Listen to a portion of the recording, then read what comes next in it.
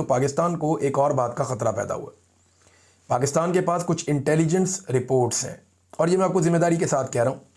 इक्का दुक्का जगह पे ये चीज़ें छपी भी हैं, लेकिन मैं जो आपको न्यूज़ दे रहा हूँ ये मैं अपने सोर्स से आपको खबर दे रहा हूँ, और ये कंफर्म भी कर सकते हैं जो जर्नलिस्ट हैं इस्लामाबाद में, रावलपिंडी में।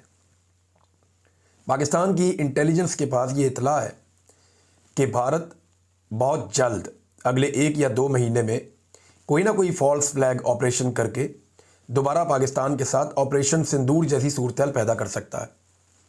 ऐसे में अफ़गानिस्तान के साथ एक पंगे में लगातार रहना और फिर भारत जैसे ख़तरे का सामना करना, ये दोनों चीज़ें अगर एक साथ होती हैं तो पाकिस्तान के लिए बड़ी प्रॉब्लम हो सकती थी। लिहाजा उस वक्त पाकिस्तान ने फ़ौरन कोशिश की, कतर को बीच में डाला, और फिर हमारा एक सीज़ फायर का मुआहदा हो गया। अब सीज़ फायर का मुआहदा तो हमारे पास है, लेकिन यहाँ पे एक और ख़बर आई है जो बड़ी